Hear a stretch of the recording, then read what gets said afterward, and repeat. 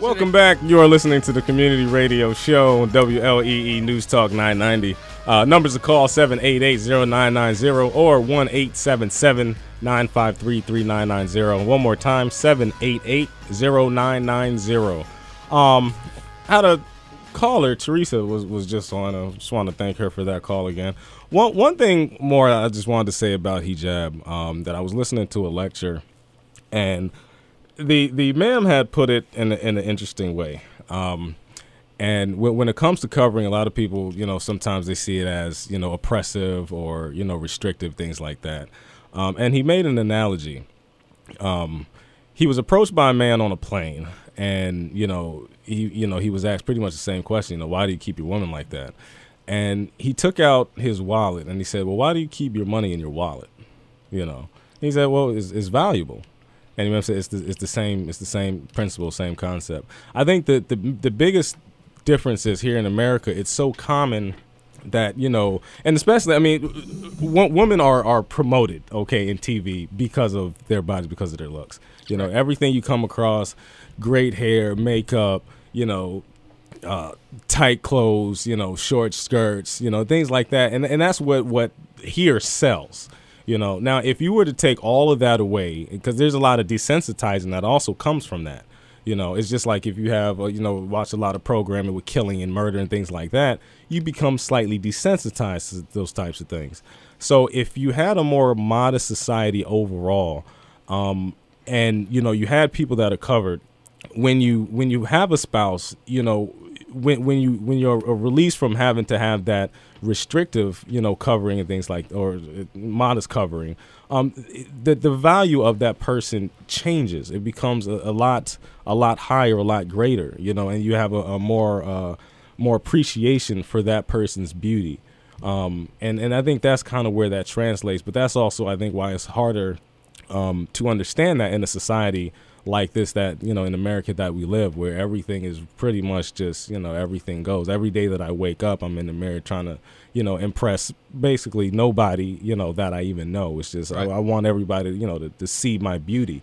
And it's kind of like this beauty we want to have reserved for our spouses, for the people that's close to us, not just for everybody that's out there to see. Right. And I think the problem, first of all, I wanted to thank you, Teresa, for calling in. I know it took a lot of, I would say guts, or, it can be intimidating to call in and ask about, about stereotypes and things like that. But part of why we started the show and had the show and worked so hard and kind of continuing it is precisely for things like this. Questions like that. Questions like this. And I know there are more of you out there and you're just scared to call in, but it's like speech class when you got to get in front of people and they tell you to just pretend everyone's naked or in their underwear, all right? Wow. But just, pretend like we're sitting on your sofa and we're just having a chat and conversation. It's just, it's me and you, that's all. That's it. It's just the two of us. Yeah, three of us. Yeah, that was a song. But but I think the problem, going back to the covering, I think the problem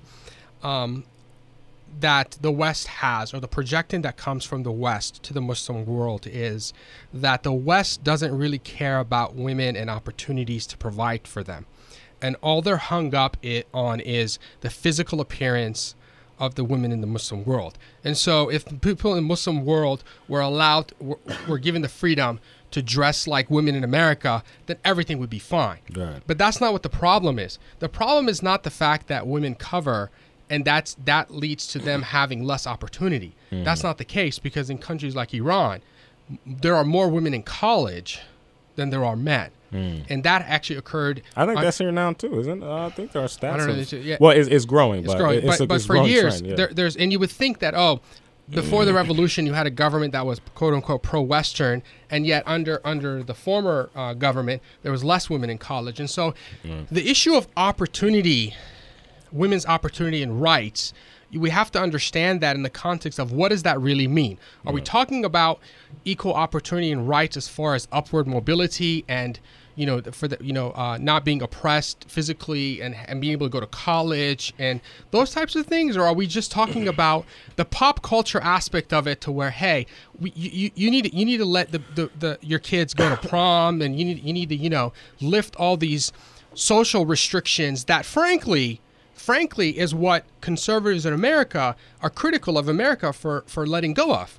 I mean, this whole notion of culture wars has to do with this stuff, that the society here has become more relaxed. And I mean, think of it as, you don't see nuns parading around in bikinis or miniskirts. Right. There's a reason for that. Right. And so what is wrong with having the same kind of standard of modesty? I want to raise two more things to that, actually. I'll take my wife, for instance, okay? And it's something I think maybe people don't consider. If right now I went home and I told my wife, okay, we're going to go out to dinner tonight. I don't want you to wear your scarf. I don't want you to wear your khimar, okay? She would look at me like I was crazy. She drop kick you. That's that might be a better. She might drop kick me. Okay, because she's not covering for me. She's not covering because I'm telling her to. She's covering because it's her way of it's another form of worship, because she feels that, okay, this is what my Lord wants me to do. This is how he wants me to dress modestly. I'm doing this for him, not because of me. Now, there may be some places where, or some households where maybe the woman doesn't want to cover, and the husband's like, no, you need, her, right. Now that's different, because now you're doing something in an Islamic practice, but not for the reason of Islam or pleasing your Lord, which is all a religion is for, So in that aspect, it's kind of not a practical situation in terms of your belief in what you believe in. But I could not go and tell my wife, no, I don't want you to cover, and she would do that, because that would be wrong. That'd be against everything that she believes in. And now vice versa, looking at, like you were saying, with the opportunity, there's a lot of places that they're not going to hire you if you're wearing hijab.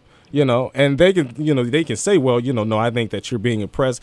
If that Muslim woman walks in and she says, look, I'm qualified for this job. I can do this job just fine, better than any other candidate, but I'm choosing to wear hijab because I want to. And you're telling me I can't have the job because you don't want me to wear this, when it has nothing to do with the job itself.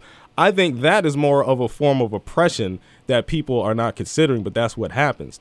In this country and in other countries where, they force women to, you can't wear hijab. It's kind of like, okay, 1 minute you're talking about, they're forcing you to wear it, but now you're forcing me not to wear it. That's just as bad. Right. It's like in France. Right, exactly. France is notorious for that. Right. So it's kind of, it's throwing up, two different. And one more thing I wanted, because you brought up the nuns. I was online, and I think I was Googling Mary, Mother of Jesus. Okay, if you look anywhere online, any picture that has been depicted of Mary, look at what she has on. She is closer to the dress of the current Islamic hijab of Muslim women than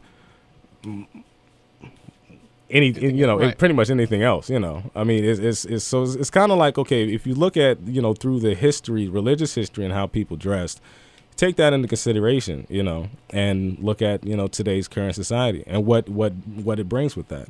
There's some things that maybe you need to weigh. Having a more modest society is a good thing, but at the same time, we're not walking around trying to force everybody to change the way that they're and dressing. I think, and that's not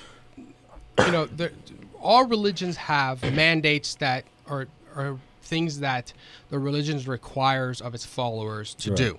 The issue becomes when people in authority in those religions force those people to do those things, right? And this is not something that's unique to Islam. It's not something that is just a Muslim problem. We can talk about, the Catholic Church and, in Africa, in Latin America, and, in Europe, and, forcing people, burning people at the stake and all that kind of stuff. But my point is that's not really where we need to go with it. Right. My point is that I think, and part of the projection, we criticized of what the Muslim world sees the West coming in, as part of it is that this notion of forcing people to do X, Y, or Z because God has commanded you to do it.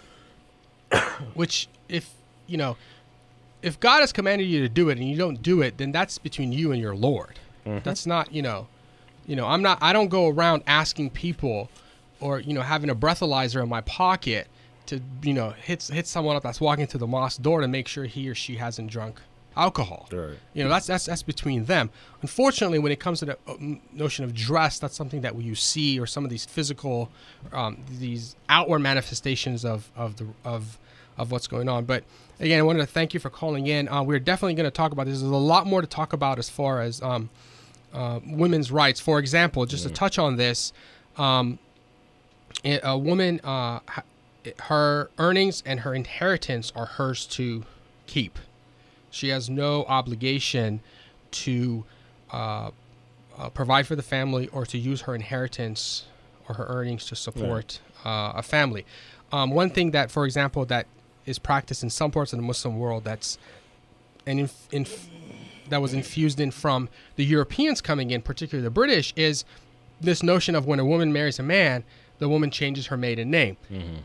That's not within the Islamically. That's not what. That's not the practice. That's not the practice. Now, that's not to say that if you do that, you're doing something un-Islamic. Right, but my point is that is something that was practiced in Europe, because at the time when a man married a woman, she changed her name just like you changed the name to the deed of a property when you purchase a property. Right. That's the historical origins of that. Right. And so with colonialism and these powers coming into the Muslim world, that just happened to become part of that practice. So that's something it's practiced in the Muslim world, but it has no roots in Islam. It's neither neither against it or neither like my wife. I mean, she kept her last name, and I was I wanted that time, because then when the woman keeps her last name, it's easier to better trace her lineage and her heritage, where she came from.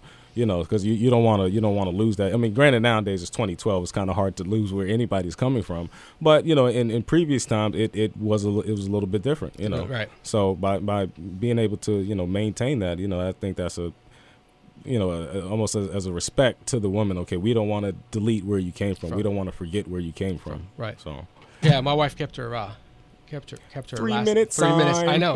Wow, man. This is like the fastest hour, man. That was good. Yeah. Thanks again. So numbers to call 788-0990, 877-953-3990. So real quick, man, talking about this. I was going to give out the website. Oh, yeah, go ahead. CommunityRadioshow.com. You can email us at comment@communityradioshow.com. And if you're on Twitter, you can catch us at ComRadio990. Is that everything? Yeah. Facebook. We're on YouTube. That's about it. Yeah. I think we're Googleable now. We are Googleable. We have arrived. We are Googleable. How did the world work before there was Google? I don't know, man. I remember when I had dial-up. And you just exactly, man. We've come a long way in a short period of time. Do you realize how old I feel right now? I feel old like my dad. I should say, back in the day when there was no internet, we had to walk uphill both ways in the snow, barefoot. Back when you would come home and had to check the answer machine. I know. It's like good. Even when you had a house phone. Some people still have a house phone. Granted, I don't have a house phone. I had a house phone for I think maybe about 4-6 months, maybe. When I first moved in, I was like, I don't need that. Got 2 cell. Actually, I got 3 cell phones. I got one for work, one for my personal. And my wife's like, come on, I don't need y'all to be calling me, all the time. But all right. We got that's right. 2-minute warning. We got John S. Or is that John's? John's. It's kind of cool. It's a cool name. John's. Welcome to the Community Radio Show. Hey, just calling to give you guys a shout out. I think you guys are doing a pretty good job. I just tuned into you guys, so cool. Oh, thanks. Like the discussions is going in the right direction. I really appreciate you guys. All right. Giving everybody some good advice. Oh, thanks, man. Wonderful. Thanks for listening and calling. Definitely. Appreciate it. All right, have a good one. You too. Take care. Bye. Take it easy. Bye. All right, that's a good way to end the show. That was. Nice. Thanks, Johns. Yeah. Hey, a gun show this weekend, man. I knew you were going to read that up. I was going to jump into some of the things that Obama had said, particularly to gun rights. Because, I guess I'm an independent, We do that online. You can post something online. Yeah, or better yet, we might continue this in the after show. Yeah, so listen to the Community Radio Show. I wanted to thank Teresa and John for calling in. And Johns. Yes. Sorry, that's a really cool name, man. Johns. It is. Add an S and it's a whole different thing. I know. Love it. Or add an L in front of it, All right, you're listening to the Community Radio Show on WLEE News Talk 990, like El Mariachi. Yes. Okay. I have to have a conversation. All right, you got about 10 seconds, man. You listen to Community Radio Show. WLEE News Talk 990. Same time, same channel. See you next week. Be safe out there. Peace. Have a good week.